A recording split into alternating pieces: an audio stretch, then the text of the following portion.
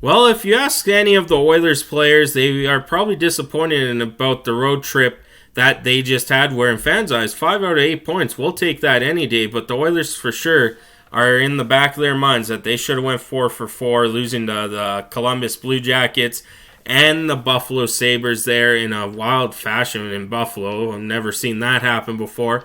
But hey, take 5 out of 8 points. You're still second in the Pacific. Now, with a couple days off before next game, which is tomorrow night against the Washington Capitals, and another 2 days off to take on the Colorado Avalanche, we kind of look into who might not be on the Edmonton Oilers team next season, and for all different reasons, of course, when it comes to this. But before we get started, if you're new to the channel and like anything Oilers, NHL, MLB related, we got you covered here on the channel. Make sure to hit that subscribe button as we are only 257 away from our goal of 1,000 subscribers. Now let's get into this. We'll start off with who needs to be re-signed and all that fun stuff. So for this upcoming offseason, you got Warren Foegele, Adam Henrique, Matthias Janmark, Derek Ryan signed for another year, Connor Brown, Corey Perry, and Sam Carrick. That's forward group. Defense, you got Troy Stecher and Vinny Desharnais. And in net, you got Calvin Pickard. So a couple names there, of course, they're going to go and re-sign, I believe. Sam Carrick, after getting him in a trade, he is what we need on that fourth line.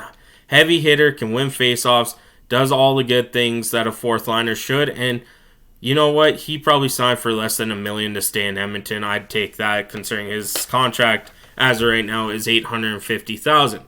I don't see Corey Perry coming back. I think the Oilers might move on from that. That was just, hey, this guy's available. Let's sign him to the league minimum, and we're good and golden there with Corey Perry. Matthias Janmark, Adam Henrique. So we'll start with the three players I believe that won't be back in Oilers uniform next year. And the first one is Adam Henrique. As much as, I like Henrique, his game, his back checking, he is a solid player. The year he's having, the points-wise, he's going to be looking for an upgrade from his $5.825, I believe it was, $1 million a year contract. I think he's probably going to look up to the 6.5, which the Oilers don't have room for. If I just read you the names, there's some of those that will be coming back, like more than likely Sam Carrick, Warren Foegele, Vinny Desharnais, and then of course the years after that you got Evan Bouchard and stuff. I just don't see it realistically happening.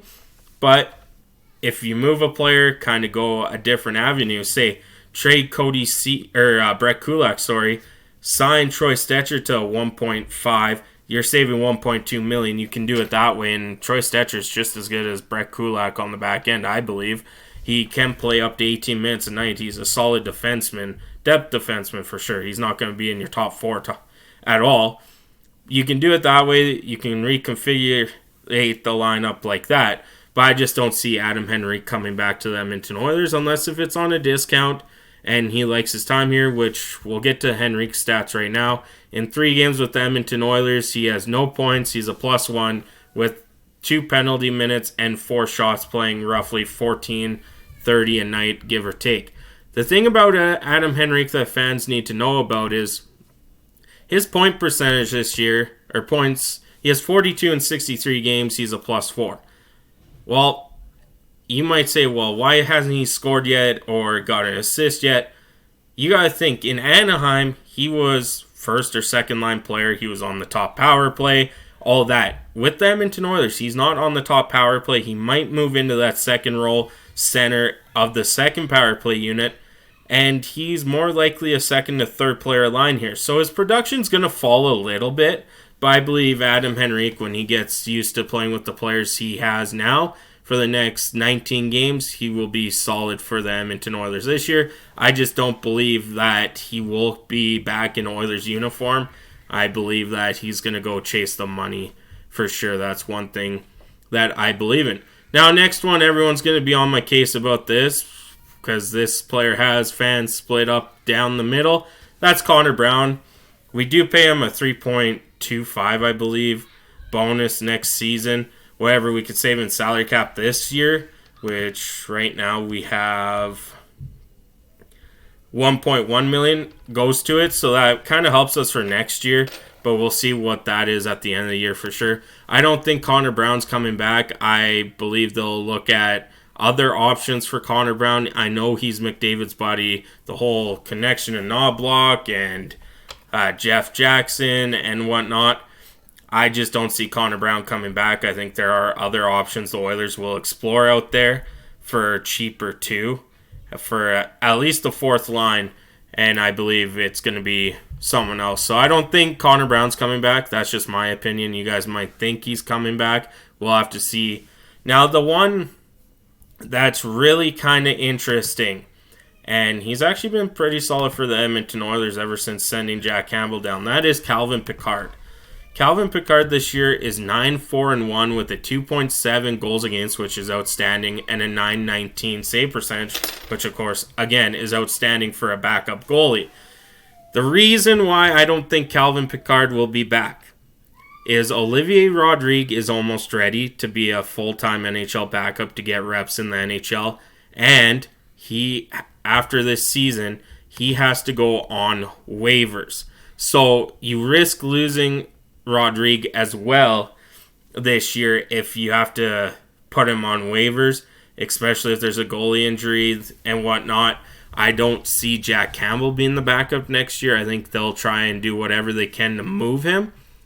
But at this point, as much as I like Calvin Pickard, don't get me wrong, I hope Calvin Pickard's back. I just don't see how the Edmonton Oilers are going to make it work. I believe that he might be one of those guys that it's just one of those cap restraints that you want to keep a guy, but it's going to be tough as he's making $762.5 thousand this season. He probably would ask for about 1.12 or 1.5, somewhere in that area next year if he's a full-time NHL backup. So there are other teams that might be willing to also to give him more money to possibly be a 1-2 punch with whoever. You got teams like Ottawa that goaltending is a problem. You got Anaheim, they don't know what they're going to do with Gibson. San Jose could look at Pickard. So you got other teams that need a decent backup or a starting goalie that just needs to play that 1-2 punch, play 40 games a year, and so on and so forth. I just don't believe the Oilers do have the salary cap room. But Calvin Pickard's been a stud, don't get me wrong. I hope they re-sign him. But just with all the factors in these three players, especially Henrique and Pickard, I just don't see them re-signing with the Edmonton Oilers. I could be wrong. Like, this is just my opinion. Those three are pretty much the ones I don't see them coming back. I also don't see Matthias Janmark coming back. I think they'll explore other options in that alley as well. So a lot of salary cap room, but a lot of players that need to be re-signed. As we'll take a look here, they have $39.75 million in forwards next season before re-signing anyone. 25.15. So if you add that together, that's 64 or 64. Sorry, you're looking at about 65 million plus Skinner at 2.6. You're looking at 67.6 million. So you do have roughly about 20 million in cap space. So for some of these guys, you can make it work, but you got to think with Evan Bouchard following after next season. You got to look at Ryan McLeod after next season, Leon Draisaitl. I just don't see Adam Henrique being a really viable option. Of course, you got the rookies down in Bakersfield, Bourgault, Lavoie, Holloway. You got those guys as well. So those are kind of my four players that might not be back. Like I said, I hope Pickard's back. I believe him and Skinner can be a 1-2 punch again next season, but we'll see how that goes. Thank you so much for tuning in. I'm Gillis TV. Have a good one.